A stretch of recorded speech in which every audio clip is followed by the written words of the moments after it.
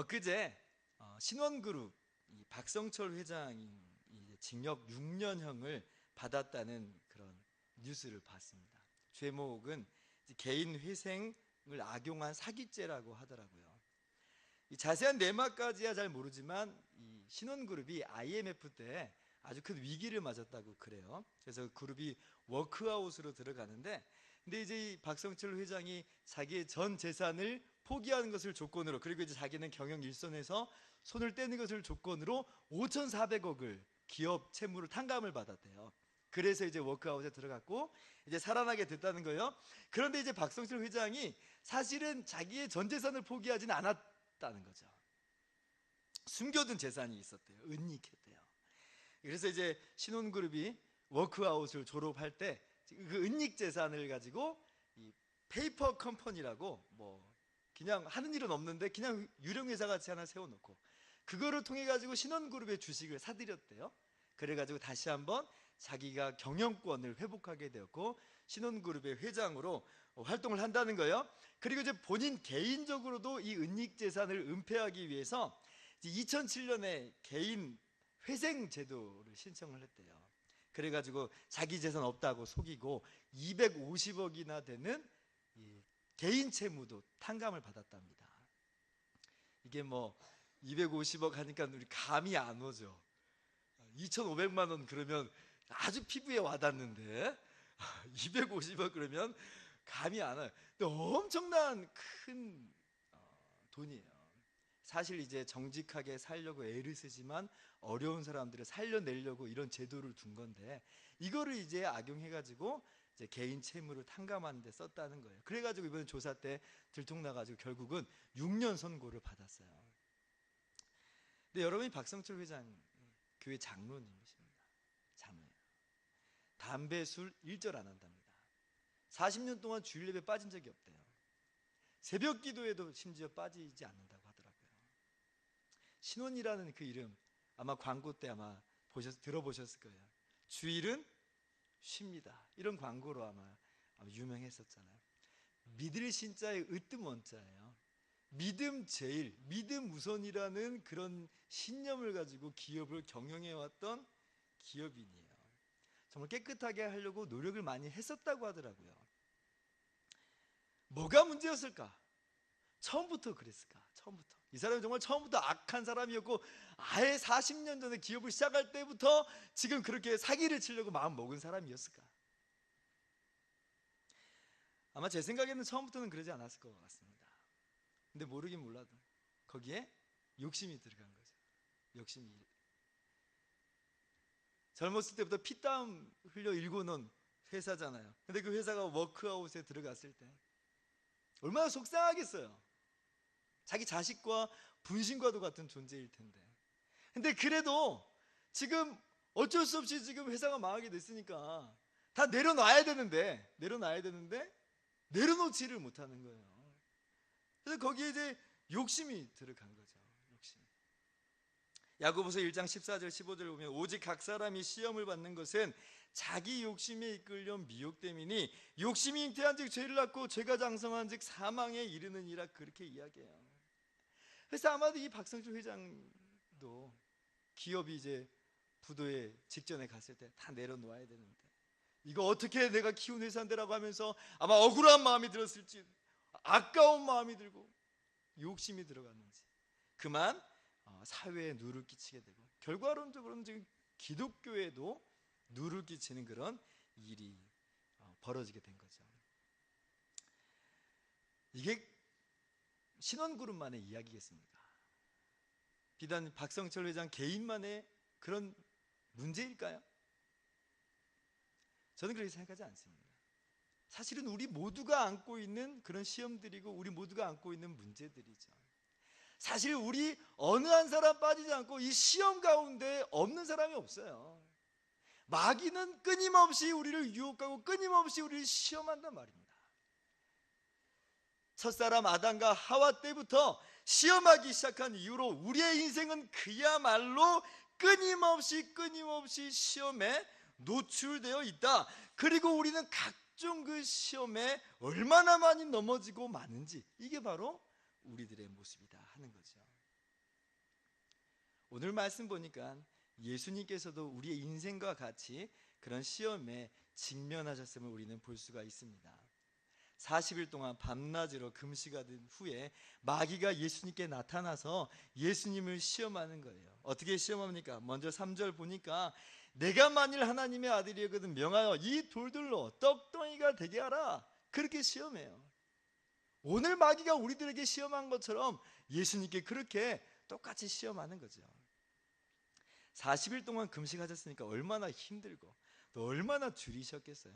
예수님 하나님의 아들이니까 뭐 이런 거 배고픔도 없겠지, 그렇게 생각하면 안 되는 거예요. 왜냐하면 우리가 똑같은 사람이 되신 거예요. 우리가 똑같은 사람이. 그래서 40일 동안 줄이셨다는 것은 사람이 극한으로 지금 내몰려진 거죠. 그런데 그때 이 돌들로 떡덩이가 되게 하라고 하니까 그게 얼마나 정말 매력적이에요. 그리고 예수님 그거 하나 못 하시겠어요? 떡 5개하고 물고기 2마리로 5,000명을 먹이신 분인데, 아니 이 돌들로 지금 떡덩이 하나 못 바꾸겠어요. 그렇게 해서 허기 못 면하시겠어요? 그런데 예수님께서는 이것이 마귀가 주는 시험인 줄 알고 거절하는 거예요. 거절하는 겁니다. 근데 좀 의아함이 좀 들어요.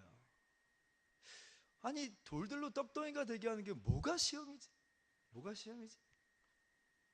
먹고 사는 건 너무 당연한 일이잖아요. 근데 왜 이게 시험이에요?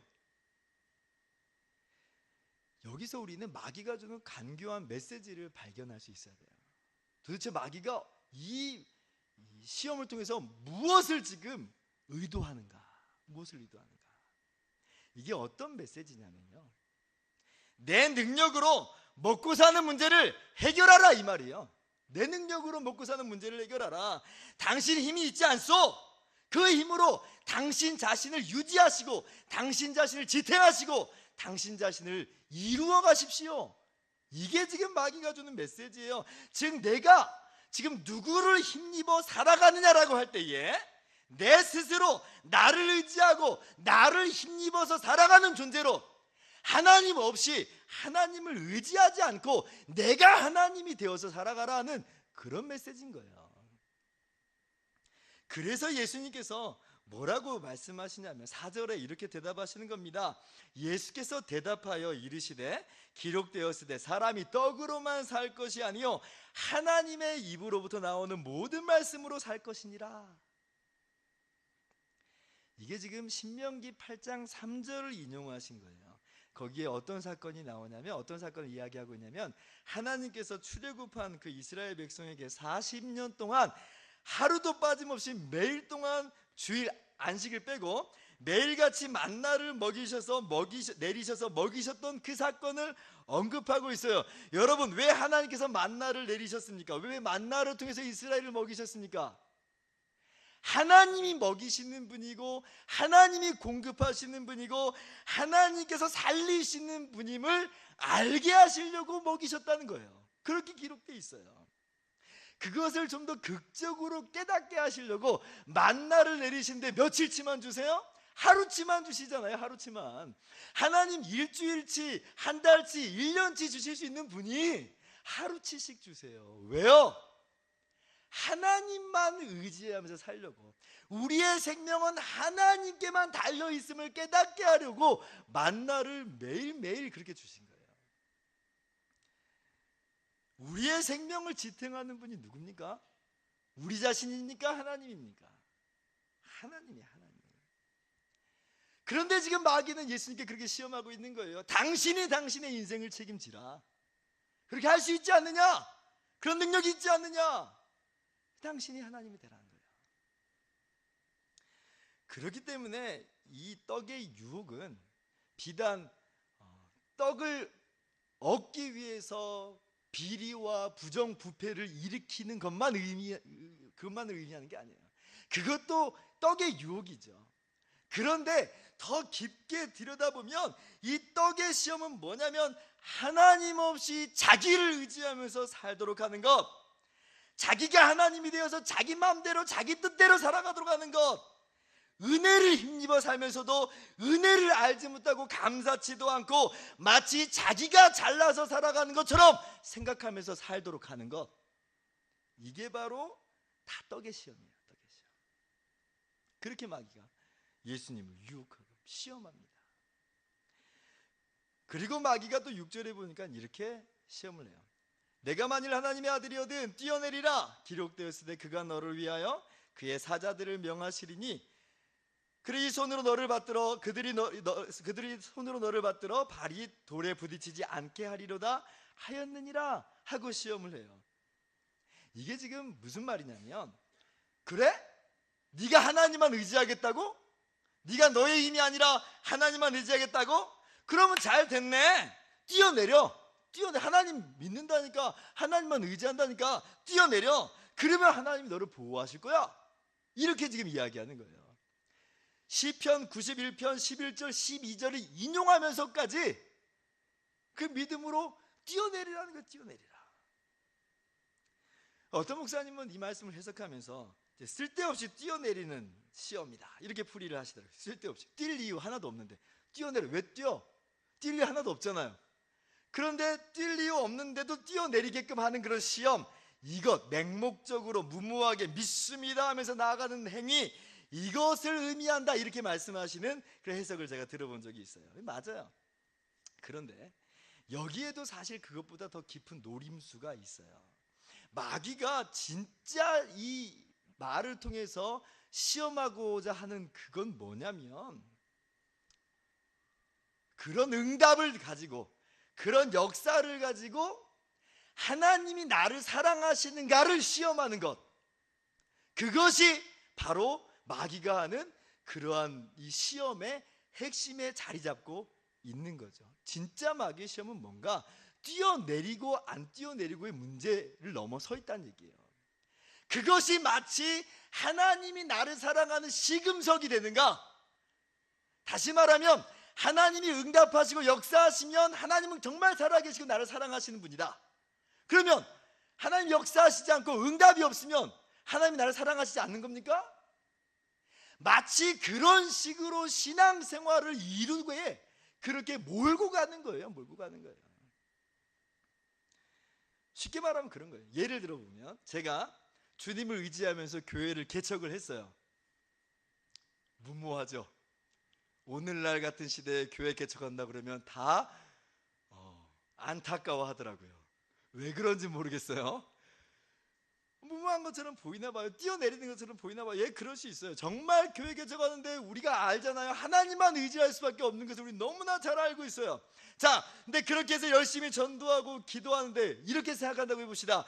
교회가 잘 서면, 교회가 잘 성장하면 하나님이 정말 날 사랑하시고, 교회가 뭐 잘 성장하지 않고 그러면 하나님이 날 사랑하시지 않는 게 분명해.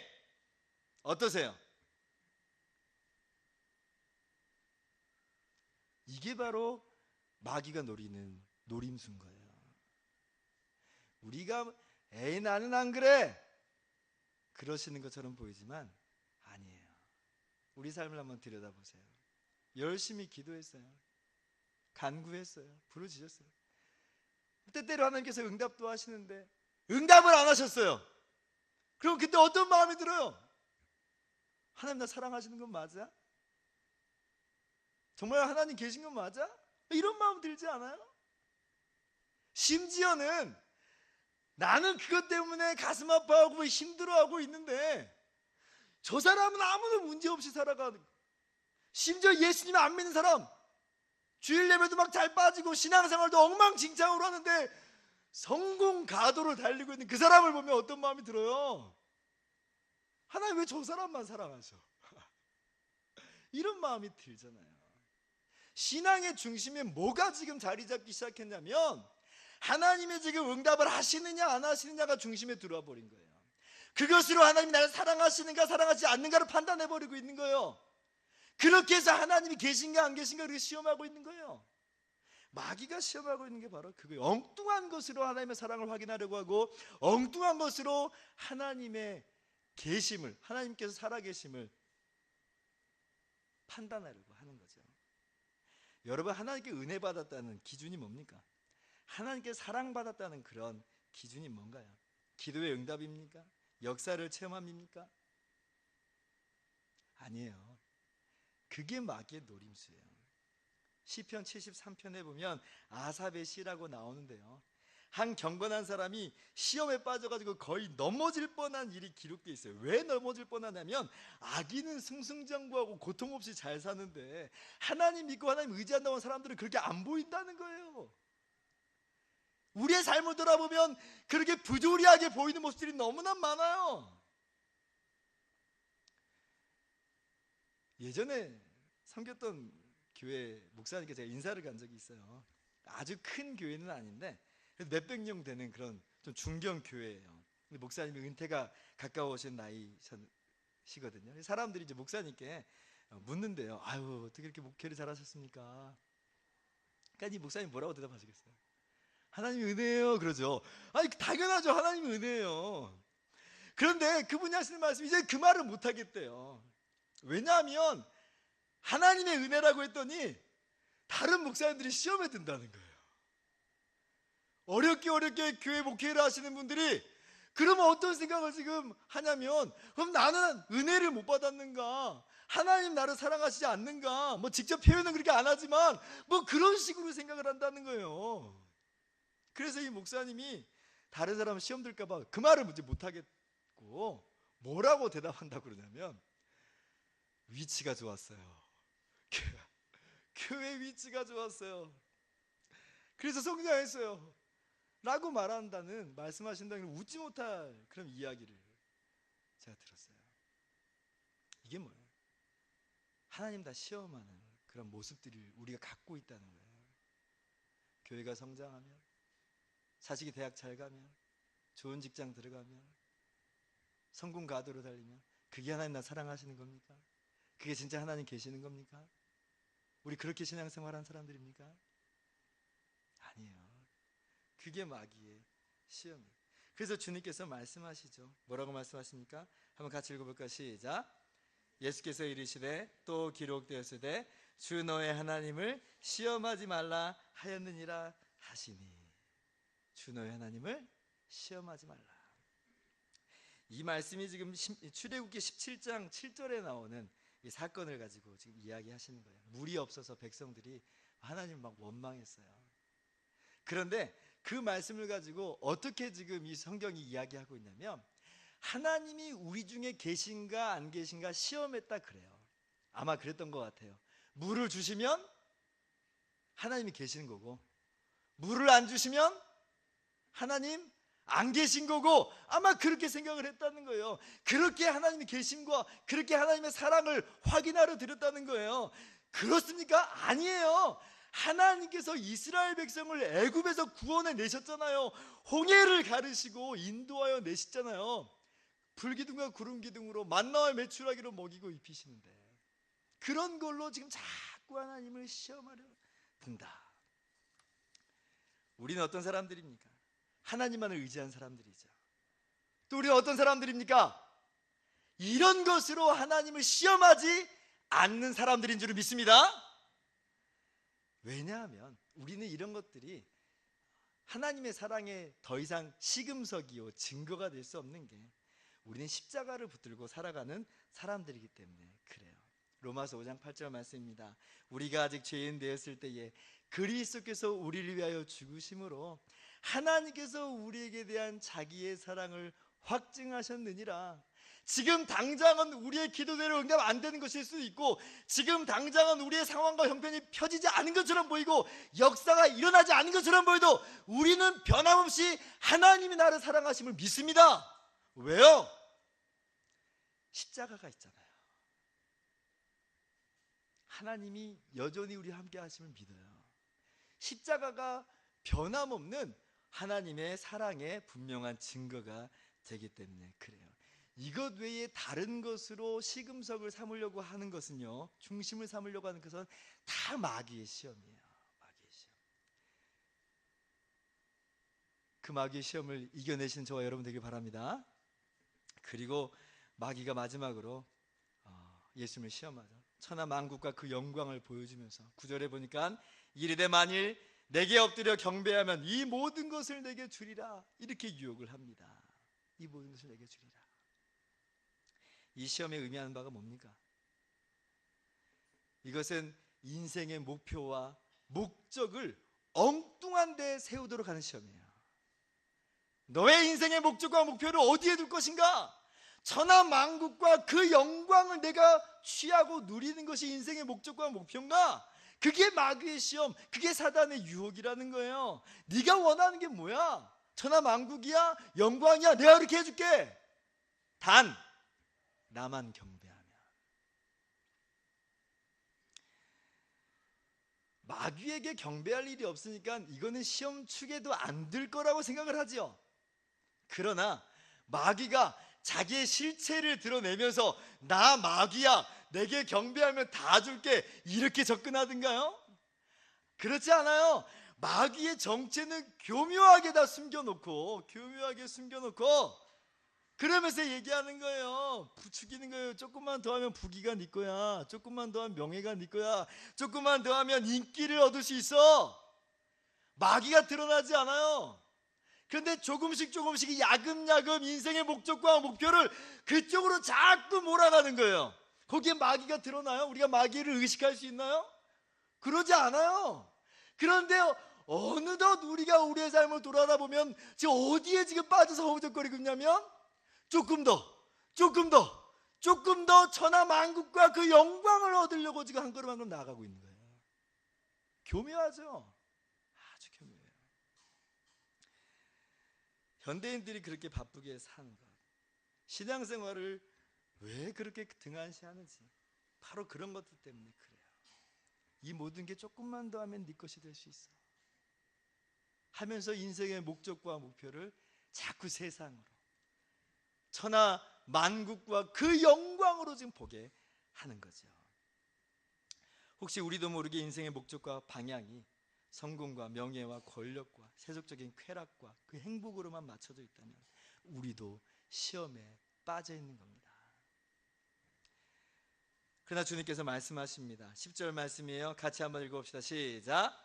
이에 예수께서 말씀하시되 사단아 물러가라. 기록되었으되 주 너의 하나님께 경배하고 다만 그를 섬기라 하였느니라. 아멘. 오직 주님의 영광만을 바라보고 오직 주님만을 섬기는 저와 여러분이 되기를 주님의 이름으로 축원합니다. 종교개혁 당시에 로마 카톨릭과의 싸움은요, 오직의 싸움이었다, 그런 얘기가 있어요. 오직의 싸움이었다. 종교개혁의 원리들 기억하시죠? 오직 성경, 오직 은혜, 오직 믿음, 오직 하나님께만 영광을. 이게 종교개혁의 원리들이에요. 근데 로마 카톨릭도요, 성경 이야기하죠. 오직이 아닐 뿐이에요. 로마 카톨릭도 은혜 이야기해요. 오직이 아닐 뿐이에요. 로마 카톨릭 믿음 얘기 안 하나요? 얘기해요. 오직이 아니에요. 마찬가지예요. 하나님께 영광을, 그것만으로는 부족하다 이야기입니다. 오직이 붙어야 돼요. 오직 하나님께만 영광을. 올바른 신앙은 그 오직의 신앙입니다. 다만 그를 섬기는가요? 다만 그를 섬기는가? 하나님도 섬기고 다른 것도 섬기려 드는가? 아니면 다만 그를 섬기는가? 다만 하나님께만 영광 돌리는가 하는 거죠. 오직 하나님만을 바라보고 사는 것. 내 인생의 목적과 목표는 오직 이것뿐인가? 내가 추구하는 다른 가치가 있는 것은 아닌가? 이 질문들이 마귀의 유혹 앞에서 우리가 던져보아야 되는 질문들이라 하는 겁니다. 그래서 우리는 이 유혹 앞에, 시험 앞에 고백할 수 있어야 돼요. 내게는 오직 하나님 한 분만 계십니다. 내 인생의 전부는 오직 하나님만을 사랑하는 것입니다 라고 고백하면서 이 시험을 이겨내는 저와 여러분이 되기를 바랍니다. 이렇게 마귀는 예수님을 유혹했고 시험했고요, 그리고 오늘날도 끊임없이 우리를 유혹하고 우리를 시험해요. 어떻게 할까요? 어떻게 우리는 이 마귀의 시험을 이기고 승리할 수 있을까요? 세 가지만 살펴보도록 합니다. 첫째로, 우리가 비록 지금 유혹과 시험 앞에 직면해 있지만 예수님께서 우리 대신 이 모든 시험을 받으시고 우리 대신 이 모든 시험을 이기셨다는 것을 기억해야 됩니다. 즉 예수님은 우리의 인생을 살아가신 거예요. 우리가 할 수 없는 부분을 주님이 대신 행하여 주신 부분이에요. 예수님께서 오늘 이 시험을 받으신 것은요, 사실은 그래서 인류의 대표로서 시험을 받으신 거예요. 마치 어떤 시험하고 그래서 정확하게 이 대비가 되냐면 아담과 하와가 받았던 그 시험하고 정확하게 좀 이렇게 같이 톱니바퀴처럼 돌아가요. 아담과 하와 어떤 시험을 받았습니까? 하나님 말씀 안 들어도 너 죽지 않아, 너 살 수 있어 그랬죠. 선악과 먹어도 죽지 않아 그랬죠. 하나님 없어도 살 수 있다 그랬습니다. 그게 마귀의 시험이었어요. 이 떡 네 힘으로 구할 수 있잖아. 이 시험이에요 바로. 또 어떻게 아담과 하와를 시험했습니까? 선악과를, 이 과일을, 이 선악을 알게 한 나무 열매를 먹지 못하게 하는 것은 하나님이 너를 사랑하시지 않는 것 때문일지도 몰라 그렇죠. 동산에 있는 모든 나무 열매를 먹지 말라 하시더냐. 하나님의 선하심과 하나님의 사랑을 의심하게 만들었어요. 마치 하나님이 응답하시면 나를 사랑하시는구나, 응답 역사하시면 하나님 계시는구나, 그런 식으로 신앙생활을 하게끔 돌려버린 거예요. 그리고 마귀가 아담과 하와를 어떻게 유혹합니까? 이 열매를 먹는 날에는 네가 하나님과 같이 되어 선악을 알게 될 것을 하나님도 아신다. 찬란한 영광과 미래를 보여준 거 아니에요? 하나님같이 된다고 하면 그것만큼도 매력적인 그런 제안이 어디 있어요? 그게 또 하나의 천하만국과 영광 아니겠어요? 주님이 당하신 시험은 아담과 하와가 겪었던 그 첫 시험의 그것을 그대로 반복하시는 거예요. 아담과 하와는 거기에 넘어졌고요, 그로 말미암아 인류가 비참한 가운데 빠지게 됐습니다. 그러나 우리 주님께서는 이 모든 마귀의 시험과 맞서 싸우시고 이기시고 승리하셨어요. 우리가 아담의 자손, 아담의 후손으로서는 비참함과 멸망 가운데 있을 수밖에 없었지만, 우리도 시험 가운데 넘어질 수밖에 없었지만, 이제는 예수 그리스도 안에서 우리도 주님과 함께 이미 시험에서 이긴 자임을 믿으시기 바랍니다. 주님이 우리의 시험을 바로 겪으신 거죠. 히브리서 2장 17절 18절은 바로 그런 의미입니다. 그러므로 그가 범사의 형제들과 같이 되심이 마땅하도다. 이는 그가 하나님의 일에 자비하고 신실한 대제사장이 되어 백성의 죄를 속량하려 하심이라. 18절 같이요. 그가 시험을 받아 고난을 당하셨은즉 시험 받는 자들을 능히 도우실 수 있느니라. 주님께서 우리와 범사에 같이 되신 것을 우리 구원해 내시기 위해서 그렇게 하신 거예요. 히브리서 4장 15절 16절도 이야기합니다. 우리에게 있는 대제사장은 우리의 연약함을 동정하지 못하실 리가 아니요 모든 일에 우리와 똑같이 시험을 받으신 이로되 죄는 없으시니라. 16절 같이요. 그러므로 우리는 긍휼하심을 받고 때를 따라 돕는 은혜를 얻기 위하여 은혜의 보좌 앞에 담대히 나아갈 것이니라. 아멘. 모든 일에 우리와 함께 똑같이 시험을 받으신, 우리의 시험을 받으신 거죠. 주님이 이기셨습니다. 그리고 주님 안에서 우리도 이미 이긴 사람들임을 믿으시기 바랍니다. 두 번째로 우리가 이 마귀의 시험에 맞서 싸우기 위해선 두 번째, 항상 말씀을 읽고 묵상함으로 마귀의 유혹에 맞서 싸워 이길 수 있습니다. 항상 말씀을 읽고 묵상하는 저와 여러분 되길 바랍니다. 예수님 어떻게 마귀의 유혹에 맞서십니까? 하나님 말씀으로 이겨내세요. 우리는 그럼 어떻게 마귀의 시험을 극복하고 이길 수 있을까요? 마찬가지예요. 말씀으로 이길 수 있는 거예요. 그러므로 우리 안에 말씀이 가득 차는 게 너무너무 중요해요. 무엇으로 이기시겠습니까? 여러분의 힘과 능력으로 마귀를 이기실 수 있겠습니까? 못하잖아요. 하나님 말씀이 우리 가운데 충만할 때에 그 말씀으로 우리가 마귀 시험에 맞서 싸울 수 있고 이길 수 있는 거예요. 사람은 그 속에 들어차 있는 게 나오게 돼 있어요. 그 속에 들어차 있는 것에 영향받게 돼 있어요. 드라마만 보면 드라마만 튀어나오고, 바둑책만 보면 천장이 바둑책으로 보인다 그러고, 당구에 빠져 있으면 사람 머리가 당구공으로 보인다 그러죠. 제가 20대 때 잠깐 만화책을 열심히 본 적이 있었어요. 만화책만 열심히 보니까 그 당시 전도사였는데 만화책만 생각나요. 사람은 그 안에 가득 차 있는 거에 영향을 받고 그것이 드러나게 돼 있어요. 우리가 말씀으로 채우게 되면 말씀이 나타나게 돼 있어요. 말씀을 읽고 묵상함으로 마귀의 모든 시험에 싸워서 이기는 저와 여러분 되기를 바랍니다. 세 번째로, 기도할 때에 주님께서 우리를 모든 시험에서 건져내어 주십니다. 주기도문에서 주님이 그렇게 기도하라고 가르쳐 주셨죠. 시험에 들게 하지 마시옵고. 주님이 잡히시기 전날에도 주님 뭐라고 말씀하세요? 마태복음 26장 41절에 시험에 들지 않게 깨어 기도하라. 베드로가 시험에 빠져서 허우적거릴 때가 있었죠. 예수님을 바라보고 풍랑 가운데 바다 위를 걸어갔습니다. 그런데 잠깐 눈을 옆으로 들어가지고 풍랑이 있는 걸 보니까 그만 그 바다에 빠져 들어가는 거예요. 바다에 빠져 들어가요. 근데 그때 그 두려움과 의심 속에서 빠져가는 베드로가 주님께 소리 지릅니다. 주여 나를 구원하소서. 주여 나를 구원하소서. 지금 시험에 빠져서 허우적거리고 있는데 주여 나를 구원하소서. 그렇게 마치 우리가 기도하는 것과 같이 베드로가 그렇게 주님께 부르짖어요. 그때 주님께서 어떻게 하세요?